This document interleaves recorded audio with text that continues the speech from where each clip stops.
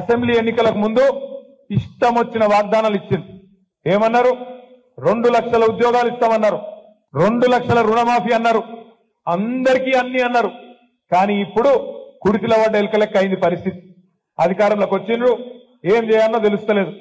అప్పుడేమో అందరికీ అన్ని, ఇప్పుడేమో కొందరికే కొన్ని ఇస్తాం, కొన్ని మాత్రమే చేస్తాం, మిగతా ఏడికెళ్ళి చేస్తాం, కేసీఆర్ గారు ఖజానా ఖాళీ చేసిపోయిండు అని తిరిగి మాటలు మాట్లాడుతున్నారు.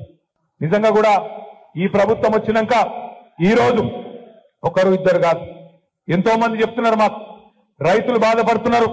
అన్నా, కేసీఆర్ ఉన్నప్పుడు రైతు బంధు వారం 10 రోజుల లోపలనే టింగు టింగు టింగు అనుకుంటా 7,600 కోట్ల రూపాయలు మా ఖాతాలో పడుతుండే. కానీ ఇవాళ ఈ రేవంత్ రెడ్డి వచ్చిన తర్వాత, ఈ ప్రభుత్వం వచ్చిన తర్వాత నీకు పడ్డదా అంటే రైతు బంధు నీకు పడ్డదా అని ఒకళ్ళ ముఖాలు ఒకళ్ళు చూసుకునే పరిస్థితి వచ్చిందన్నా. మరి 3 నెలలకు వస్తుందా, 6 నెలలకు వస్తుందా తెలువని పరిస్థితి ఉన్నదనే మాట ఊర్లలో రైతులు చెప్తా ఉన్నారు. నేను చెప్పేది కరెక్టా కాదా? రైతులు బాధపడుతుండ్రా? కరెంటు కోతలు చాలు అయినాయా? మార్పు బాగుందా?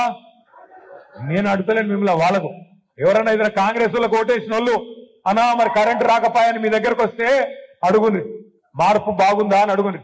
ఇంకా ఎండాకాలం రాలే, మంచినీళ్ళ గోస చాలు అయిందా? ఇప్పుడే తమ్ముడు రాంబాబు చెప్తున్నాడు, అన్నా మంచినీళ్ళకి ఆల్రెడీ లొల్లి చాలు అయింది, ఊర్లలో ట్యాంకర్లో లేకపోతే మళ్ళా కిరాయకు మళ్ళా బాయిలు తీసుకోకపోతే నీళ్ళకు కూడా కష్టమయ్యేటట్టుందన్నా.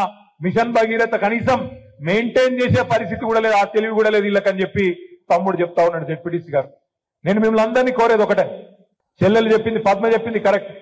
మనం మన జీవితంలో అసాధ్యం అనుకున్న తెలంగాణనే తెచ్చిన నాయకుడు మన ముఖ్యమంత్రి, మన తొలి ముఖ్యమంత్రి కేసీఆర్ గారు మనకున్నారు. వచ్చిపోయే ముఖ్యమంత్రులు మస్తుగా ఉండొచ్చు, వచ్చిపోయే ముఖ్యమంత్రులు రేపు భవిష్యత్తులో కూడా మస్తు మంది వస్తుండొచ్చు. కానీ తెలంగాణ తెచ్చినోడు మాత్రం ఒకే ఒక్కడు, మన నాయకుడు కేసీఆర్. అందుకే నేను అనేది, గోపాల్ రెడ్డి గారు కూడా అదే చెప్పిండు. ఏమన్నాడు ఆయన?